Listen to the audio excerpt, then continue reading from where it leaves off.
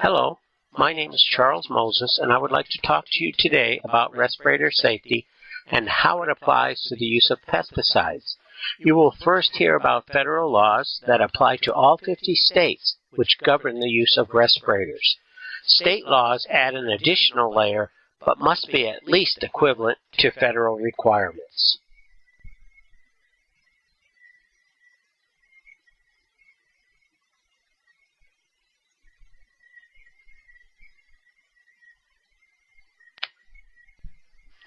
The most important federal law requires all pesticide applicators to read and follow pesticide label directions. This federal law is known as the Federal Insecticide, Fungicide, and Rodenticide Act, or better known as FIFRA. Section 12 of this federal law states that it is unlawful to use any pesticide in a manner inconsistent with label directions. Also, many people do not know how pesticides differ from other chemicals not regulated by this law. In Section 2 of FIFRA, pesticides are defined as any substances intended to prevent, destroy, or repel any pest. The U.S. Environmental Protection Agency is the federal agency charged with the administration and enforcement of FIFRA.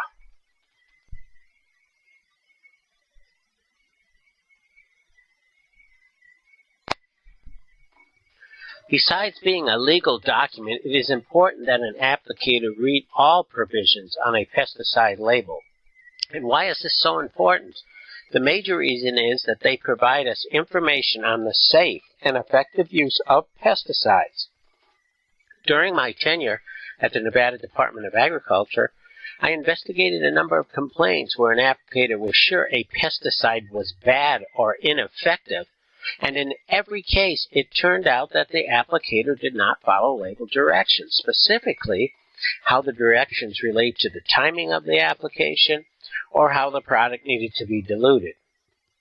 Safety is of the utmost importance, and I can show that when an environmental or human health effect results from an application of a pesticide, it is usually because a precautionary statement on the label was not followed. All states have penalties and can take enforcement action for pesticide misuse. An applicator needs to know, however, that the pesticide misuse can result in legal liability, which may cost more than any state or federal enforcement action.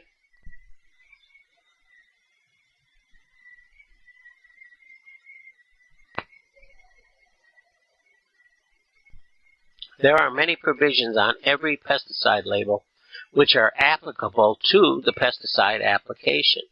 An applicator should read the pesticide label prior to using them and after the application. All pesticide labels look similar because it is required that they meet federal standards. Some labels are over 100 pages long because they must address the information EPA requires to be on that label. The major provision of a pesticide label include brand or common name, ingredient statement, net content statement, EPA registration, and establishment number. Probably the best indication a pesticide user has to determine how hazardous a pesticide product is the signal word. The three signal words which an applicator will find on a pesticide label are danger and or poison, warning, and caution. You will hear later in this presentation about the globally harmonized system of classifying chemicals and chemical hazards, where eventually chemical hazards will be identified by the use of only 2 signal words instead of 3.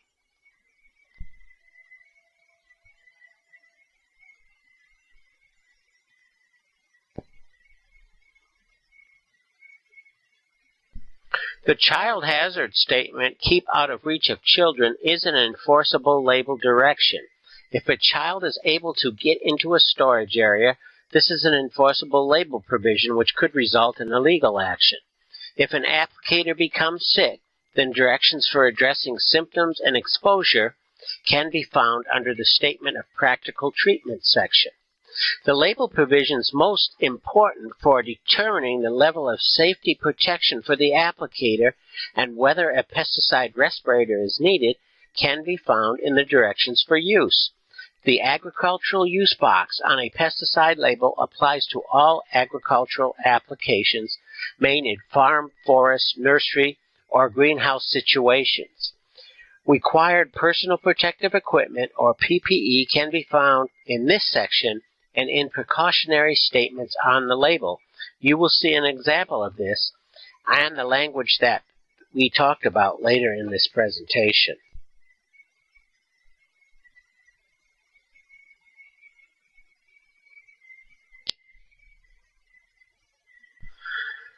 A precautionary statement on the pesticide label also tells us how we can protect persons and the environment and if there are any special hazards associated with the use of the pesticide product.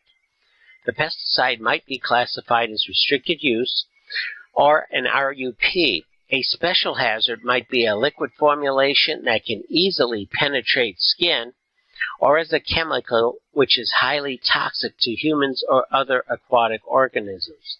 It is important to know how to store and dispose of pesticides to avoid adverse effects to the user and to other persons who are handling empty containers or unused rinsate or use dilution.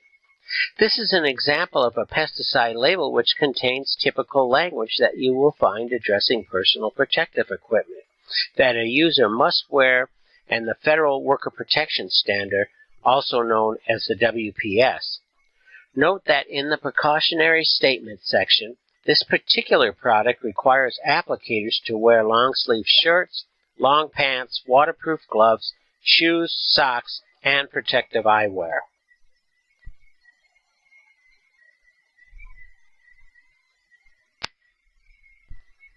The product label on the previous slide also requires the use of a dust mist filtering respirator meeting NIOSH standards of at least an N95, R95, or P95 rating.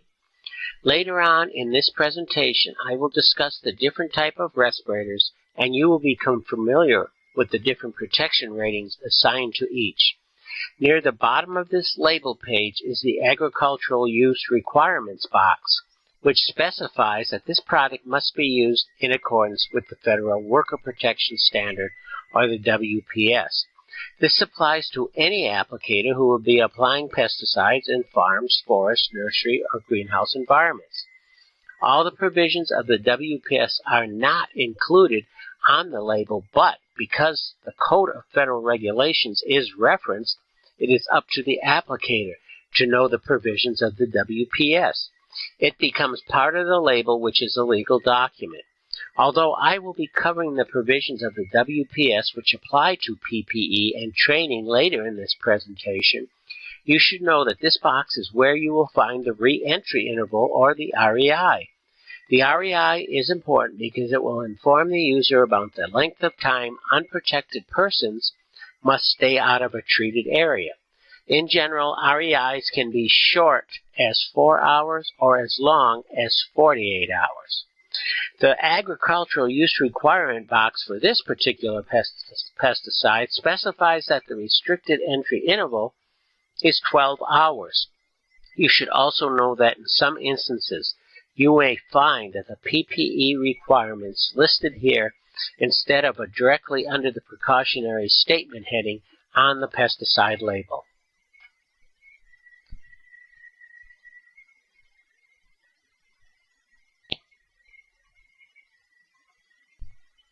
Although recently revised, the WPS was originally enacted in 1992. It shifted somewhat the responsibility of only the pesticide applicator to follow label directions to the establishment owner.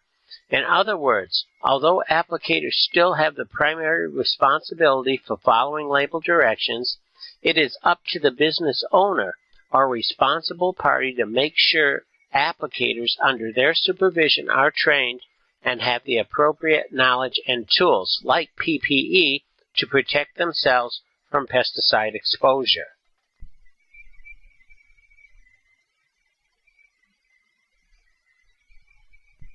As I mentioned earlier, the major provisions of the WPS apply to farms, forestry applications, nurseries, and greenhouses, which are also known for some indoor growing facilities as warehouses.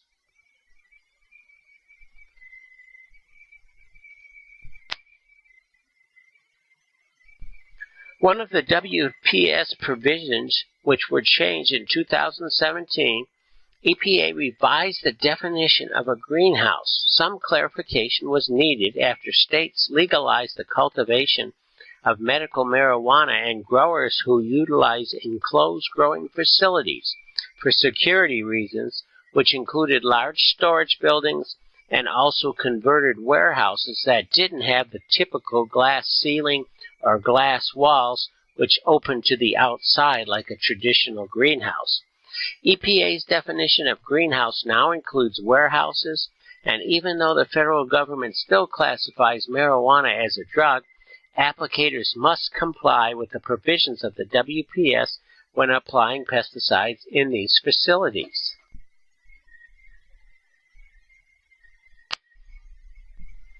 In many instances, fumigants are used to control insect and disease pests in greenhouses and warehouses. Most of these fumigants require the use of mist/dust respirators to protect the user from organic vapors. As you can see, there is a problem with the application of the fumigant in this facility because the applicator has taken necessary steps to protect himself, but there is another employee working at the same time who is not wearing any protection. As I mentioned earlier in this presentation, unprotected persons may not enter into a treated area until the expiration of the REI. Some fumigant labels require the presence of another person to monitor the application from the outside of the greenhouse, but must be ready to suit up or put on the required PPE if an emergency situation occurs or help is needed. All pesticide handlers must be trained as pesticide handlers under the WPS.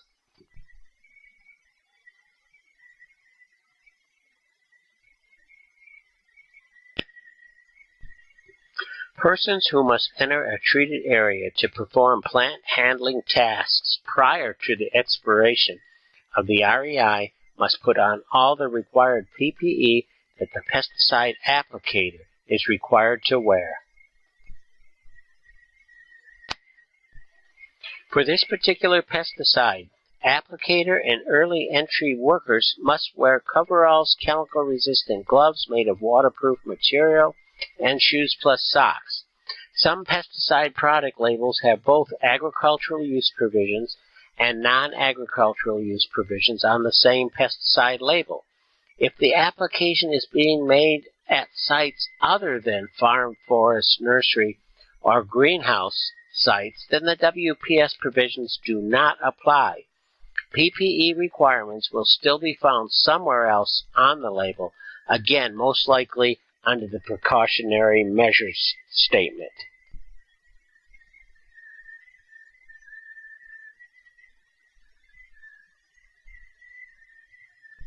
Examples of PPE that are normally required for most general and restricted use pesticide products include an organic vapor respirator, a mist-dust mask, waterproof gloves, and a waterproof/water-resistant suit.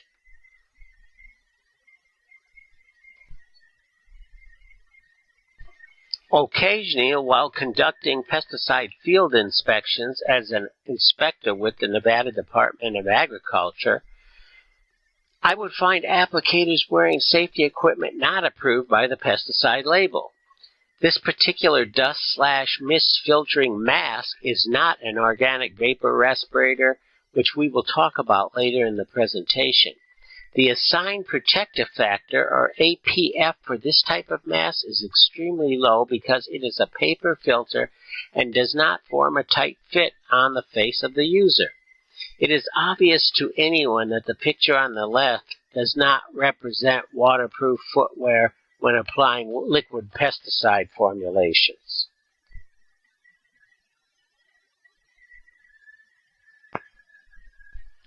Just having the required PPE in the user's possession does not meet the label requirement. It must be worn when conducting any task where the applicator could come in direct contact with the pesticide concentrate or use dilution.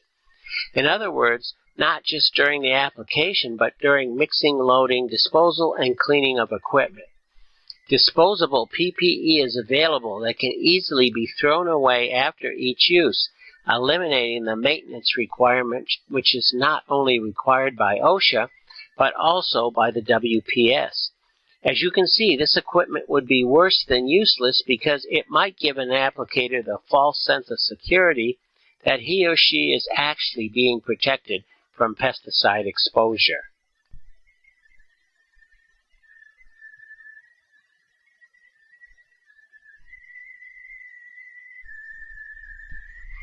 Employee training is required to be completed annually under the WPS.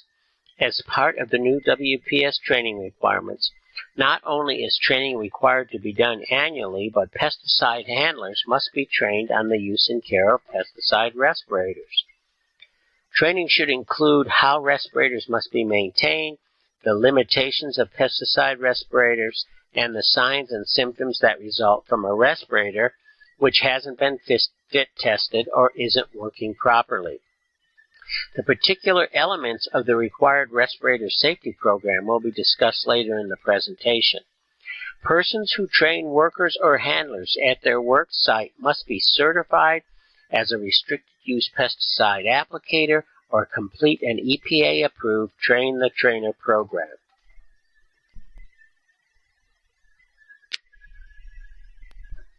If an older version of the WPS pesticide handler video is used for training, then the video must be paused to discuss the respirator provisions you see here.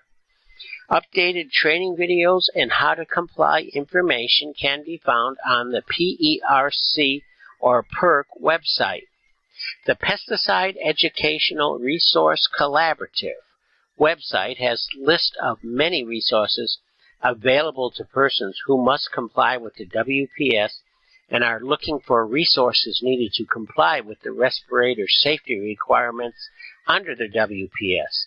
The address of the PERC website will be posted at the end of this presentation. I would like to shift gears slightly and talk about recent revisions to the Federal Restricted Use Pesticide Applicator requirements, which apply to safety training and the use of personal protective equipment. Persons who supervise the use of restricted use pesticides, or RUPs, must demonstrate they are competent and knowledgeable about pesticide safety by attending a program of continuing education and/or taking and passing a competency examination.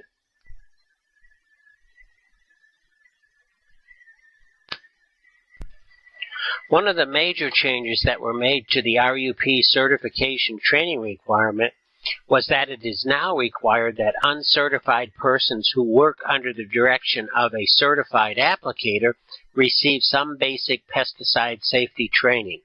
The previous regulation allowed a person who was not certified to work under the direct supervision of a certified applicator without being certified or trained. The training requirement of the non-certified person is generally minimal and could be just a review of the pesticide product label being applied. It is recommended that the non-certified person complete WPS handler or worker training to be in compliance with the new regulation. Even after training is complete, a means of immediate communication must be in place, such as a working cell phone, so that the uncertified applicator can contact the certified applicator if there is a problem. The certified applicator must be able to be on site immediately if the need arises.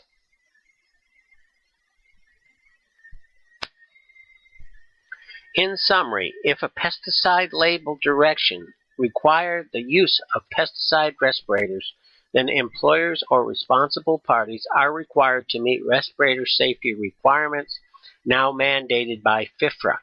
Please be advised, it is now required that anyone who conducts pesticide handler or worker safety training under the WPS must complete an EPA-approved WPS Train the Trainer program, or, and which is a better option in my opinion, become a certified applicator in the state where he or she is working.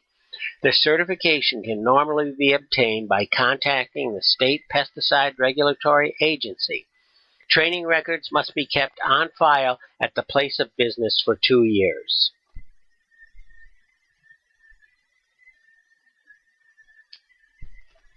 The Code of Federal Regulation, or CFR Part 29, Section 1910.1200, is a federal occupational safety and health regulation, which is also known as the Hazard Communication Standard. This regulation established standards for employee safety in the workplace.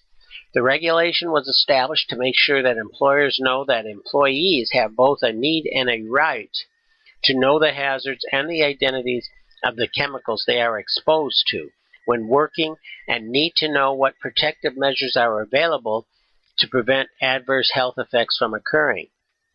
The WPS has now adopted the OSHA respiratory safety requirements for the application of pesticide products which require the use of a respirator.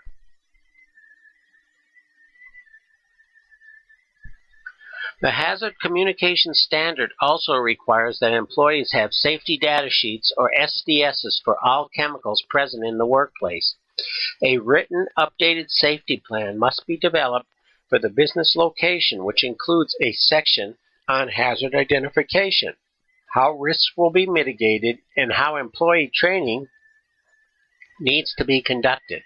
In some instances, especially for the use of pesticide labels need to be available for review along with the SDS sheets.